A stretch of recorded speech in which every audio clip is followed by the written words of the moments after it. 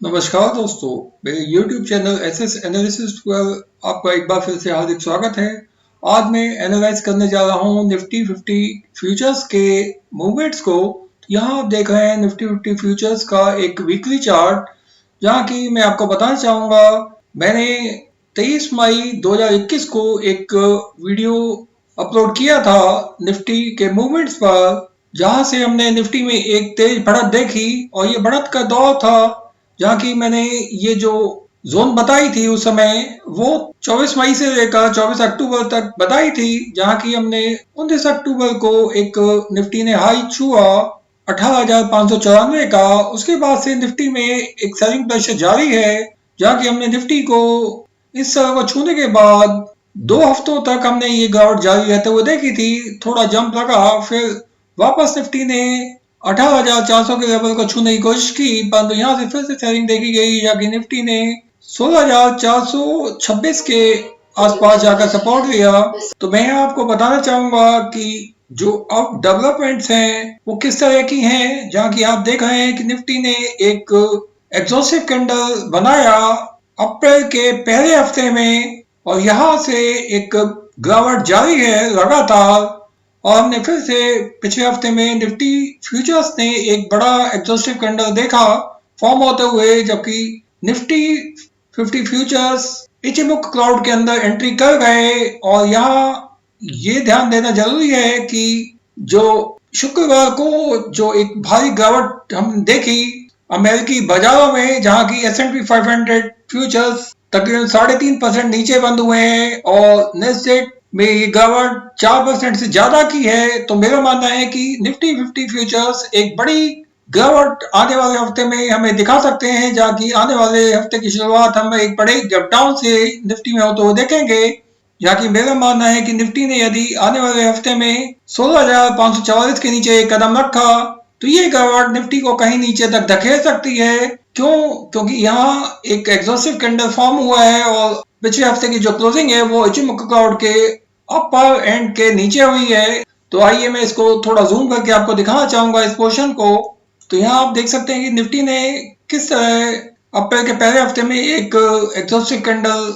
Form किया, जाके Nifty ने एक हाई लगाया था 18,172 का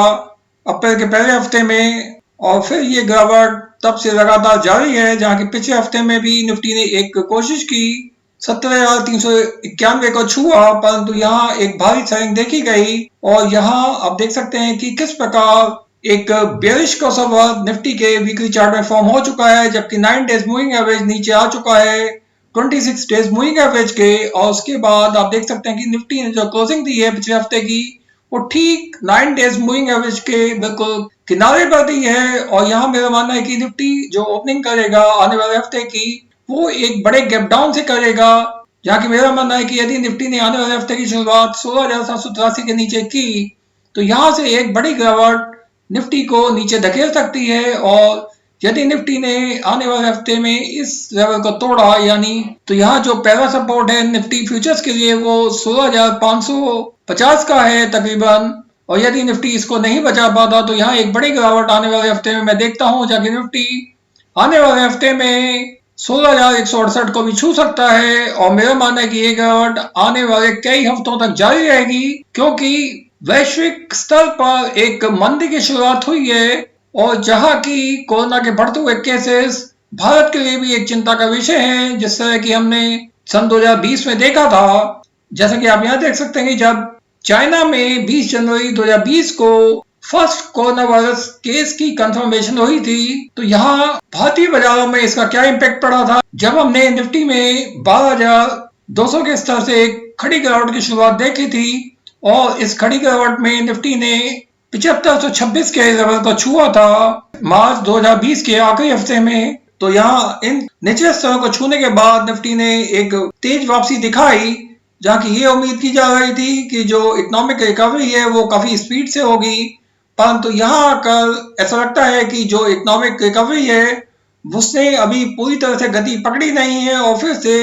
कोरोना वायरस के केसेस की रफ्तार बढ़ चली है। और वहीं महंगाई दर अपने उच्चतम स्तरों पर है, जिसके कारण निफ्टी में जो कंपनीज हैं उनके मार्जिन्स पर काफी फर्क पड़ सकता है और जिसके चलते हमें एक भारी गिरावट कई हफ्तों तक जारी रहते हुए दिख सकती है। तो यहाँ पे मानना है कि यदि 23 मई तक निफ्टी ने अगले अहम सपोर्ट को तोड़ा, यानी 15,465 का एक सपोर्ट है, जहां की मेरा मानना है कि यदि निफ्टी ने 23 मई के पहले यदि इस तरह का तोड़ दिया तो एक बड़ी गिरावट निफ्टी में यहाँ देखने को मिलेगी। और यहाँ एक इम्पॉर्टेंट इवेंट है LIC का IPO, जो कि 17 मई को लिस्टिंग होनी है जिसकी। तो यहाँ मेरा मानना है कि उस समय देखना होगा कि 17 मई को निफ्टी किस तरह पर होता है, क्योंकि यदि निफ्टी ने 17 मई को इचिमोकु क्राउड के लोअर एंड को तोड़ा, यानी 15,700 के स्तर को अगर निफ्टी 50 फ्यूचर्स नहीं बचा पाए 17 मई तक, तो एक बड़ी गिरावट निफ्टी फ्यूचर्स को यहाँ देखने को मिलेगी उस दिन। तो देखना है कि लिस्टिंग के बाद LIC के IPO की क्या हालत होती है, क्योंकि LIC के जो IPO को प्लान किया गया था वो तब किया गया था जब निफ्टी अपने उच्चतम स्तर पर चल रहा था 18,000 के ऊपर। परंतु अब निफ्टी में एक बड़ी गिरावट जब आएगी, तो जब LIC के IPO की लिस्टिंग होगी बाजार में, तो एक बड़ी गिरावट वहां पर भी हमें देखने को मिल सकती है। तो इसलिए आपसे निवेदन है कि आप थोड़ा रुकें, पहले बाजार की मूवमेंट्स को देखें, क्योंकि अंतरराष्ट्रीय स्तर पर काफी उथल पुथल जारी है। तो अधिकतर जो मूवमेंट्स हैं अब वैश्विक इक्विटी बाजारों की, वो यूक्रेन और रशिया के जो लड़ाई है उससे प्रभावित हैं, क्योंकि हर देश की तरफ से डिप्लोमेटिक मूव्स जारी हैं, जहां की रशिया ने साफ साफ कह दिया है कि यदि किसी देश को तेल या गैस चाहिए तो वो रूबल्स में यदि पेमेंट करेगा तो हम उसको सस्ते दामों में ही दे देंगे।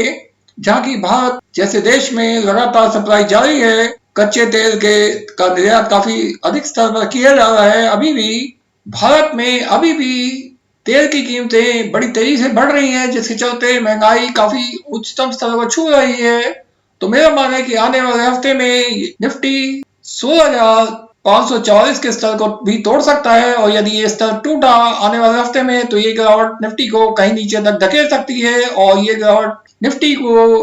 इचिमोकु क्राउड के लोअर एंड के टूटने के बाद ये गिरावट जारी रहेगी, जहां की हम निफ्टी को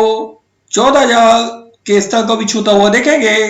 मई के महीने में। तो दोस्तों, यहाँ ये जो आप देख रहे हैं, यहाँ एक बेयरिश क्रॉसओवर फॉर्म हो सकता है फिर से एक वीकली चार्ट में, क्योंकि यहाँ 9 डेज मूविंग एवरेज अपने एक स्थिर लेवल पर है, और जबकि 26 डेज मूविंग एवरेज नीचे की ओर आ रही है। तो यहाँ एक बेयरिश क्रॉसओवर फॉर्म होगा जो कि निफ्टी पर काफी बेयरिश प्रेशर बनाएगा। तो आइए अब इसी चार्ट को देखते हैं डेली टाइम फ्रेम में। तो यहाँ आप देख सकते हैं कि निफ्टी एक डेली टाइम फ्रेम में किस प्रकार 18,172 के लेवल को छूने के बाद, जो उसने 5 अप्रैल 2022 को छुआ था, तब से लेकर अब तक एक खड़ी गिरावट हमें दिखाई निफ्टी ने, जहां की निफ्टी ने 19 अप्रैल को 16,851 के लेवल का छुआ। उसके बाद से निफ्टी 200 डेज मूविंग एवरेज के नीचे आ चुका है, और तब से लेकर 200 डेज मूविंग एवरेज एक टफ रेजिस्टेंस का काम कर रही है लगातार। जैसा कि हमने शुक्रवार को भी देखा कि निफ्टी ने जैसे ही 200 डेज मूविंग एवरेज के ऊपर एक कदम रखा तो यहां से एक भारी सेल ऑफ निफ्टी में देखा गया, जहां की निफ्टी ने पिछले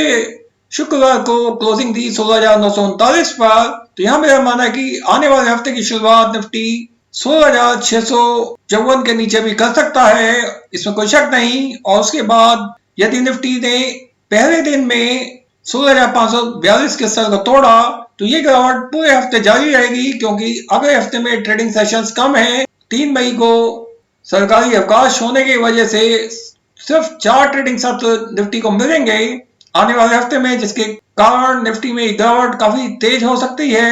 जबकि मेरा मानना है कि आने वाले हफ्ते में यदि निफ्टी 15,677 के लेवल को नहीं बचा पाता तो ये गिरावट निफ्टी को कहीं नीचे धकेल सकती है, इसमें कोई शक नहीं कि इस तरह से कुछ बाउंसिंग मूव भी निफ्टी में देखने को मिल सकते हैं हफ्ते के आखिरी ट्रेडिंग सत्रों में, यानी बृहस्पति और शुक्र को। परंतु यहाँ मेरा मानना है कि 16,108 से ऊपर निफ्टी नहीं जाएगा, और गया भी तो यहाँ से निफ्टी में फिर से शॉर्ट पोजीशंस क्रिएट होंगी, जो कि निफ्टी को कई नीचे स्तरों तक धकेल सकती हैं। और मेरा मानना है कि इस गिरावट में निफ्टी 15,429 के लेवल को भी तोड़ सकता है आने वाले 2 हफ्तों में। तो ये गिरावट निफ्टी को कहीं नीचे धकेल सकती है। तो दोस्तों यहाँ आप देख सकते हैं कि किस प्रकार हमने यहाँ एक बेयरिश क्रॉसओवर फॉर्म होता हुआ देखा है निफ्टी के एक डेली चार्ट में, जहाँ की 9 डेज मूविंग एवरेज ने क्रॉस किया नीचे की तरफ 26 डेज मूविंग एवरेज को, और वहीं 200 डेज मूविंग एवरेज को भी तोड़ दिया है 9 डेज मूविंग एवरेज ने, जो कि एक नेगेटिव सिग्नल है, जहां की हम निफ्टी में एक भारी गिरावट आने वाले हफ्ते में हमें दिखाई देगी। तो यहाँ आप पहले थोड़ा रुक कर इस खेल को देखें, क्योंकि निफ्टी में अभी वो समय नहीं आया है कि एक फ्रेश लॉन्ग पोजीशन बनाई जाए, क्योंकि निफ्टी में ये गिरावट कहां तक निफ्टी को नीचे धकेलेगी अभी कहना संभव है। तो दोस्तों आपसे निवेदन है कि निफ्टी पर रेगुलर अपडेट्स के लिए मेरे चैनल को ज्यादा से ज्यादा संख्या में सब्सक्राइब करें, ताकि मैं निफ्टी में हिंदी में आप लोगों को रेगुलर अपडेट्स देता रहूं। धन्यवाद।